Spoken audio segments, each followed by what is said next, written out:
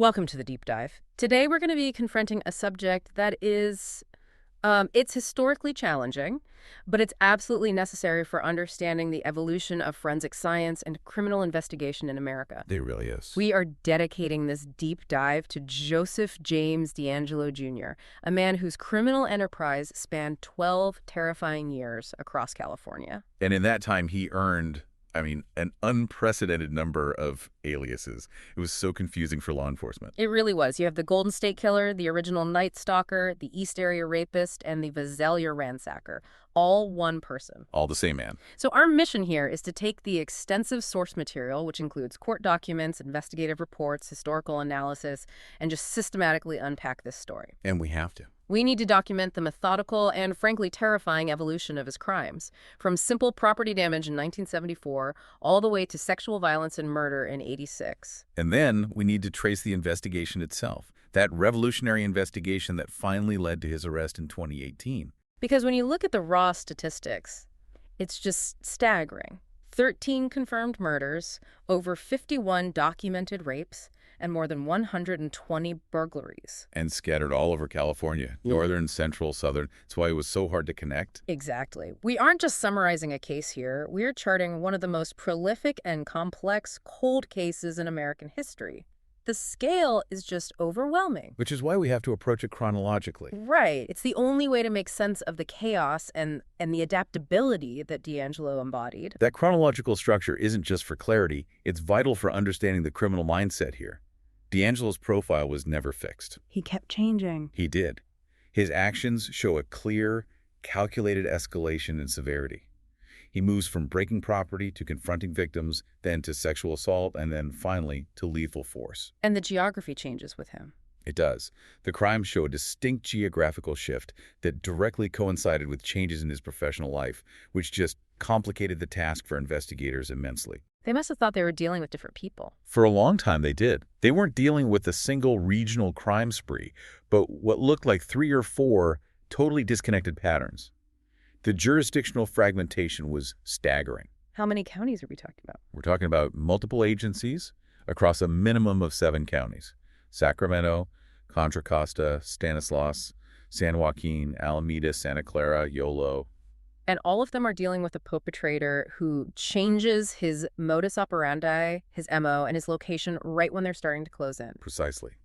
The linkage of all these disparate acts, separated by hundreds of miles and years, that was the Gordian knot of this entire investigation. So let's try to unpack that paradox at the center of the story. Joseph James DeAngelo Jr. was a man who lived a public life as a civil servant, a police officer. While simultaneously operating as a serial predator, it's the core of the horror. He was born November 8, 1945, in Bath, New York.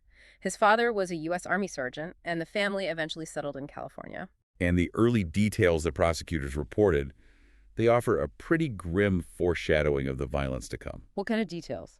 Well, sources indicate that during his teenage years in Rancho Cordova, DeAngelo was already engaged in property crime. Burglaries, mail theft. But the truly alarming aspect, the psychological precursor, was the reported cruelty to animals. He allegedly tortured and killed them. And that history of animal cruelty, which is so often cited as a common warning sign in the development of violent offenders, it gains a whole new context when you look at his later educational choices. He was in the military first, right? The Navy. Yes, he served in the U.S. Navy for 22 months during the Vietnam War. He was a damage controlman. Then when he returned, he just immersed himself in the world of law enforcement. He graduated with honors from Sierra College with a degree in police science, and then got a bachelor's in criminal justice from Sacramento State. And crucially, he completed a 32-week police internship in Roseville. So you see, he wasn't just working near law enforcement. He was intensively studying police procedures, forensic investigation, the very methods used to track criminals. So in retrospect, his education wasn't just a career path. It was advanced training in evasion. And it was during this academic period that we encounter a relationship, one that's frequently cited as a catalyst for his later crimes. Bondi Jean Colwell. Right. He was engaged to her in 1970. She was a classmate. The relationship ended a year later. And the circumstances surrounding that breakup, they speak volumes about his emerging violent need for control. Colwell ended it because he was becoming so manipulative and abusive.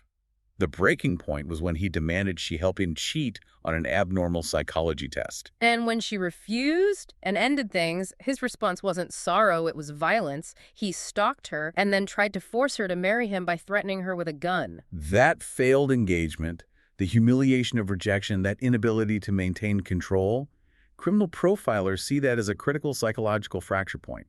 And there's powerful evidence for that theory, isn't there? There is. Investigators noted that during a rape attack in 1978, DeAngelo repeatedly uttered the phrase, "I hate you, Bonnie."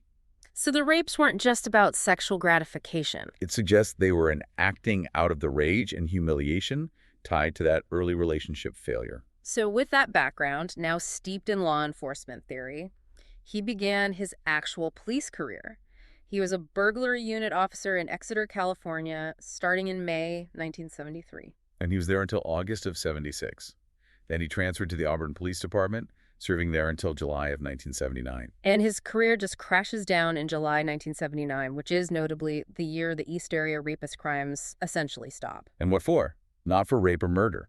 He was arrested for the petty crime of shoplifting a hammer and a can of dog repellent. He was fired that October, sentenced to 6 months probation. And his reaction to being fired, it just confirms that intense, concealed rage we were talking about. He allegedly threatened to kill the chief of police. He stalked the chief's house. So that period, the summer and fall of '79, that's the transition zone. It is. He loses his badge. He loses his access to police intelligence. And that corresponds almost precisely with the end of the ER crimes. And the immediate geographical and methodological shift. To the far more lethal original Night Stalker murders in Southern California. When you overlay the timeline, the connections are inescapable. He was an active police officer in Exeter when the East Area Rapist crimes began. Right. He joins in May '73. The crimes start in '74. He transfers to Auburn in August '76. And the East Area Rapist crimes begin immediately in Sacramento County. He was using his deep familiarity with neighborhood layouts, patrol patterns, all of it. While being sworn to uphold the law, the duality extended into his family life, too. He married Sharon Marie Huddle in 1973. Right after the engagement to Bonnie Colwell ended. They had 3 daughters, and he committed the vast majority of his offenses while he was married, while raising a family. And they reportedly never suspected him. His eldest daughter described him publicly as a perfect father. This ability to maintain an absolute outward facade of normalcy while engaging in serial violence, it's what makes the case so deeply disturbing. For years, he worked as a truck mechanic at a Save Mart distribution center. A completely routine, unassuming job, right up until his retirement in 2017. But even that outward calm, it seems it was fractured sometimes. Oh, definitely.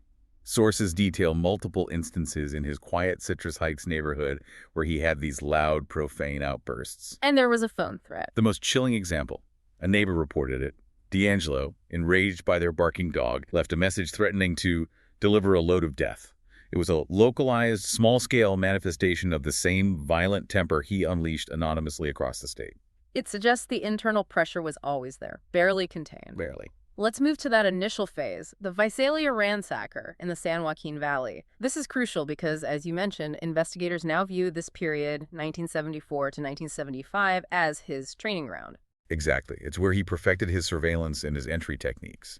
At the time, these 120-plus incidents were treated as high-volume but very strange property crimes. He didn't behave like a typical thief. Not at all. He'd break into a house, rifle through possessions, vandalize them. He would sometimes scatter or stage women's underclothes in specific locations. That suggests a psychological, maybe even a sexual component was already in play. And it's what he didn't steal that stands out. Right. He routinely ignored large sums of cash, high-value electronics. Instead, he took low-value, sentimental items, coins, blue-chip stamps, a single earring, cufflinks. Had weapons. And weapons, 6 guns, various ammunition types. The motive wasn't financial gain. It was about intrusion, control, and collecting these personalized, intimate tokens from his victims. Trophies. And the methods he used for entry and evasion during these burglaries, they directly informed the later rapes. Absolutely. He showed extreme caution. He used established routes like parks and ditches to approach homes. He would meticulously remove window screens, place them neatly on a bed, and attempt to pry open multiple entry points. Always had an escape vector. And this is where he developed his most famous tactic, the warning items. That's right. To ensure he wasn't trapped, He would place stacks of dishes or bottles against doors. If the family woke up and tried to enter the room he was in, the noise would alert him instantly, allowing him to flee. And the lack of fingerprints confirmed he wore gloves consistently from the very beginning. This preparatory phase, it escalated quickly. The training ground became lethal on September 11th, 1975. The murder of Claude Snelling. And what's incredible about this is that Snelling, a journalism professor, was already aware of a prowler. He had chased one off earlier that year. The sheer defiance of DeAngelo returning to that same house shows a growing boldness. So what happened that night? Around 2 a.m., Snelling went outside and confronted a ski-masked intruder who was trying to kidnap his 16-year-old daughter, Beth, in the carport. The assailant had subdued her with threats of a knife or a gun. And when Snelling intervened, He was shot twice. He died shortly after. The assailant then punched and kicked the daughter before fleeing, abandoning a stolen bicycle nearby. This was the moment the ransacker graduated from property crime to attempted kidnapping and murder. and just a few months later, he had a direct confrontation with police. He did. After the Snelling murder, the police increased resources, set up stakeouts. On December 12, 1975, Detective William McGowan was positioned in a garage near a frequent ransacker location. Around 8:30 p.m., a masked man entered the backyard. McGowan attempted to make the arrest. And the suspect's reaction was unusual.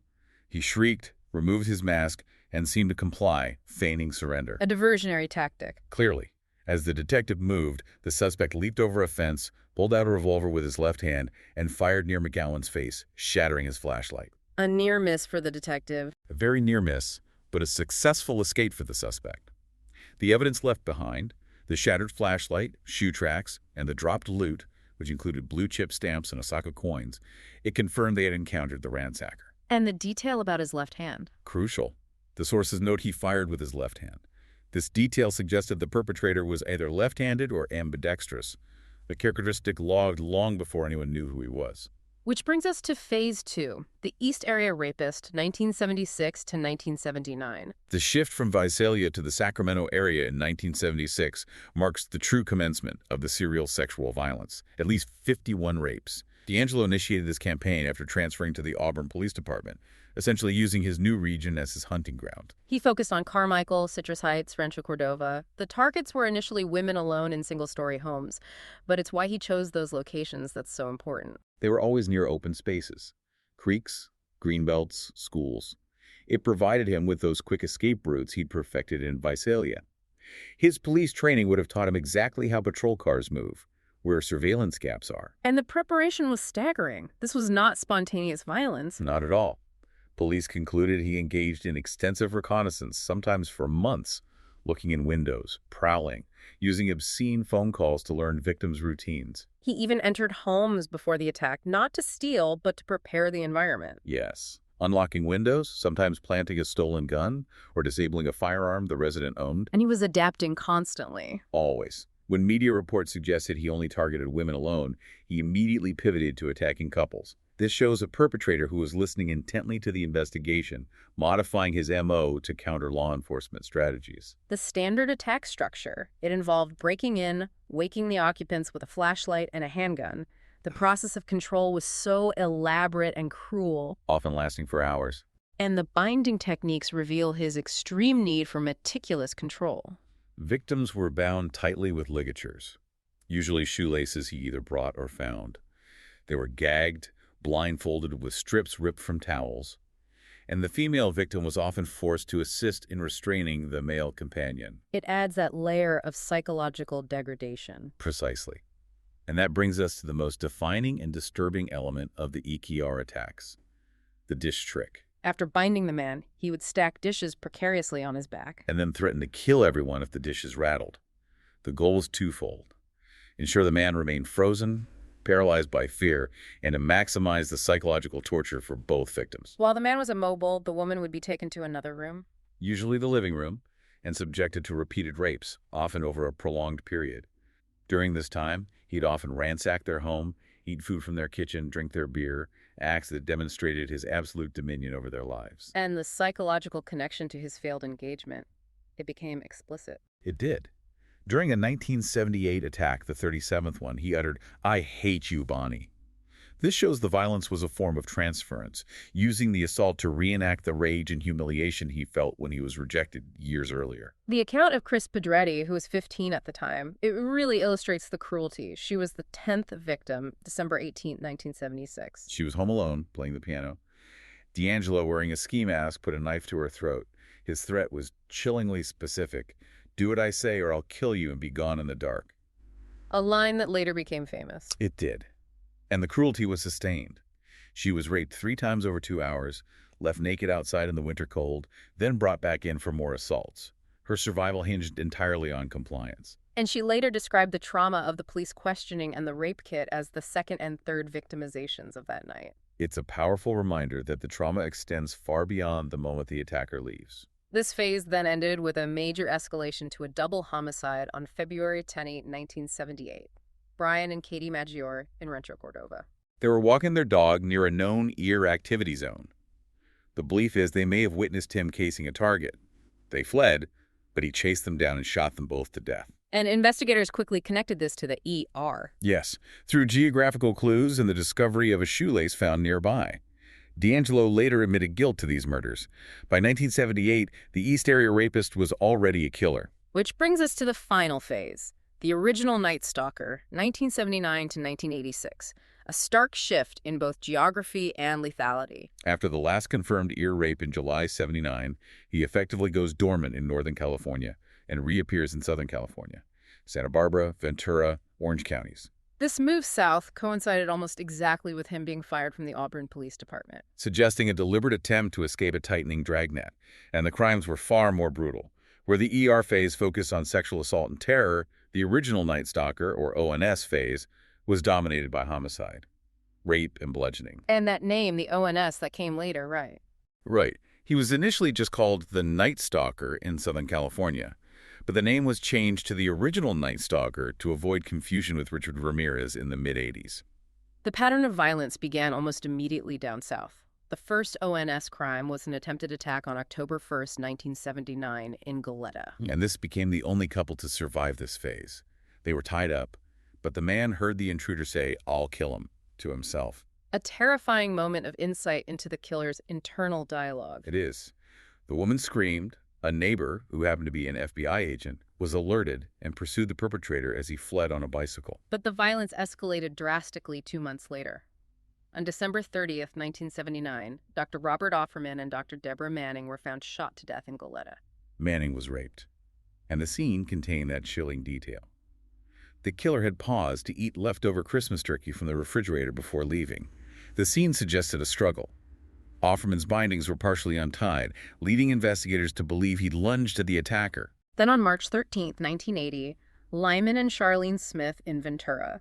Bludgeoned to death with a log, Charlene was also raped. And it was the binding technique in the Smith murders that provided the first definitive connection between the Northern California rapes and the Southern California murders. The diamond. A diamond, a highly specific, complicated knot previously documented in the Erie attacks.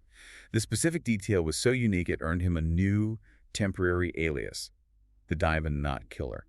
It confirmed the suspicion that this was all one person. The senseless brutality continued August 19th, 1980 in Dana Point. Keith and Patrice Harrington. He was a medical student. She was a pediatric nurse. Both bludgeoned to death. Patrice was raped with extreme severity. Sources report her face and skull were pulverized. This murder spurred a fierce commitment to justice from Keith's family. It did. The lasting legacy of the Harrington murder is actually DNA reform. Keith's brother, Bruce Harrington, spent nearly $2 million supporting California Proposition 69, which authorized DNA collection from all California felons. That crime essentially forced the state to adopt the very technology that would eventually catch the killer. Then in 1981, another attack in Irvine. Manuela Within. Raped and bludgeoned in her home while her husband, David, was hospitalized. And the victimization for him did not end there. No, he suffered immense secondary victimization. Police and neighbors wrongly suspected him of the murder. He lived under a cloud of suspicion for decades, leading to severe alcoholism. The killer even stalked him, calling the house after the murder. David died in 2008, never knowing the truth, only to be exonerated by DNA years later. It's an incredible tragedy. Later that year, July 27, 1981, Cherry Domingo and Gregory Sanchez in Goleta. The attacker entered through a small bathroom window. Sanchez may have resisted immediately rather than submitting, resulting in a violent confrontation. Domingo was raped and bludgeoned. And the final known crime attributed to the Golden State Killer occurred 5 years later, May 4th, 1986, in Irvine. The victim was 18-year-old Janelle Cruz. She was raped and bludgeoned while her family was on vacation. Her body was brutally beaten, reportedly beyond recognition. A pipe wrench, missing from her stepfather's belongings, was a suspected murder weapon. And after that attack, he seemingly vanished for 32 years. DeAngelo's crime spree was unique not just for its longevity but for the explicit communications he made, both written and oral. These weren't just threats. They were profound psychological insights into his ego, his need for recognition, and his deep-seated anger. Let's start with the written evidence. In December 1977, midway through the ear spree, a poem titled Excitement's Crave was sent to the Sacramento Bee, the mayor, and a TV station. The content reflects intense grandiosity, a desire to elevate himself beyond the recognized social norm. The theme is clear.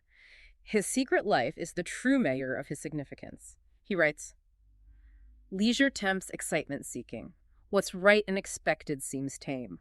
This is the voice of a man who found his only true satisfaction outside the confines of his life. And the poem ends with this almost delusional fantasy of status and financial gain. He asks that Sacramento make an offer to make a movie of my life that will pay for my planned exile. And he heightens the fantasy by wanting to add the wife of a mafia lord to my file. It's incredible. He desperately wanted fame and recognition for his acts. A year later, we got an even deeper look into the source of his anger. On December 9, 1978, 3 sheets of notebook paper were found near a crime scene, likely dropped accidentally. One was a raw essay titled "Mad is the Word." This essay, it provided what prosecutors later argued was a foundational explanation for his rage. It details severe childhood humiliation from a 6th-grade teacher who punished him by forcing him to write repeated sentences. He describes sitting there for hours, writing 50 to 150 sentences until my bones ached, fueling this feeling of injustice. And the key line is that his angriness from 6th grade will scar my memory for life. And the connection between this shame and his crimes is made terrifyingly explicit on the reverse side of an accompanying map, a hand-drawn map of a suburban neighborhood. Scrawled across the back of the map was the single word: punishment. It suggests his crimes were a form of self-determined vengeance, enacted on innocent people, stemming from that unresolved childhood trauma. And the taunting was also verbal, the phone calls. Frequently. On March 18, 1977, he made 3 unrecorded calls to the Sacramento County Sheriff's Office stating, "I'm the East Side Rapist and I have my next victim already stalked and you guys can't catch me." And later that year, there was a recorded call that was released. December 10, 1977. It's a chilling example of his bravado. He taunted them, "You're never going to catch me, East Area Rapist, you dumb fuckers. I'm going to fuck again tonight. Be careful." But then there's this rare, fleeting sign of internal conflict. Just days after those violent threats, on January 6, 1978, a man claiming to be him called a counseling service. Right, stating, "I have a problem. I need help because I don't want to do this anymore." But the call ended abruptly. He realized the risk, saying, "I believe you are tracing this call," and hung up.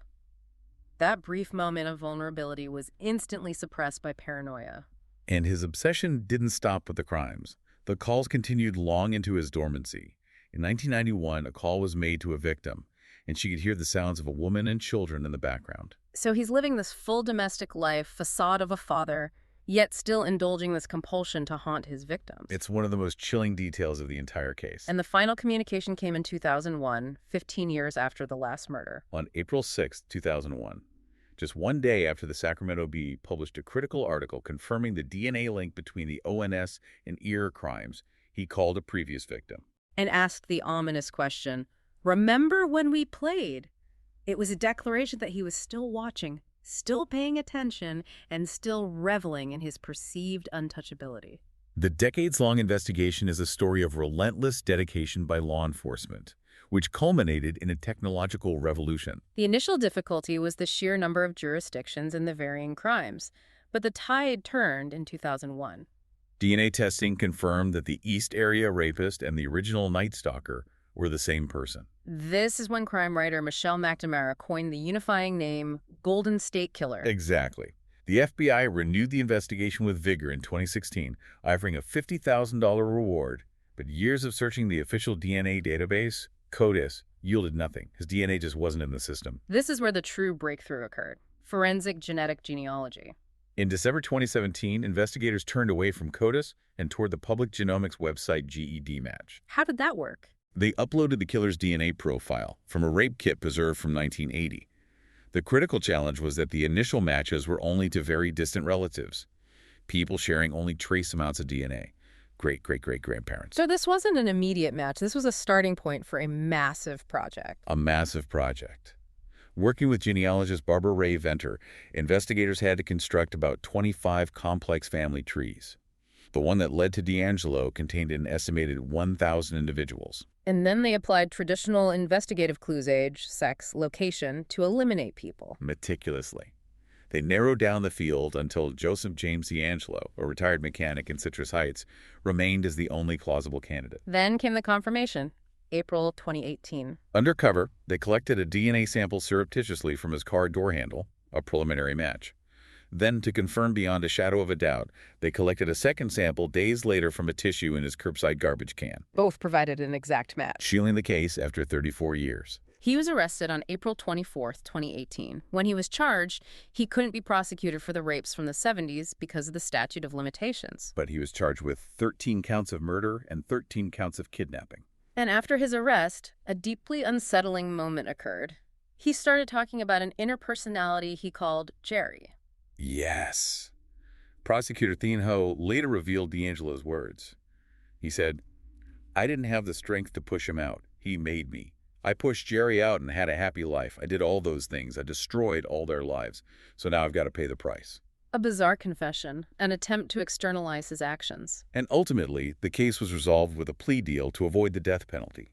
He pleaded guilty to all counts of murder and kidnapping, and as part of that agreement, he also formally admitted to the rapes and other crimes. Giving the victims that definitive closure. After days of powerful, emotional victim impact statements, he was sentenced on August 21st, 2020. 13 consecutive life sentences without parole, plus 8 years. He offered a brief statement. "I've listened to all your statements, each one of them, and I'm truly sorry to everyone I've hurt." And the resolution of this case had one final, profound impact.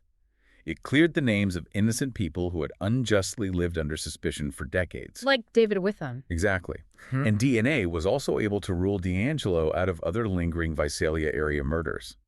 This impartial technological clarification provided justice not only for DeAngelo's victims, but for communities tormented by suspicion and grief for decades. So when we look back at all the source material detailing Joseph James DeAngelo, we're left analyzing a criminal who is a true anomaly.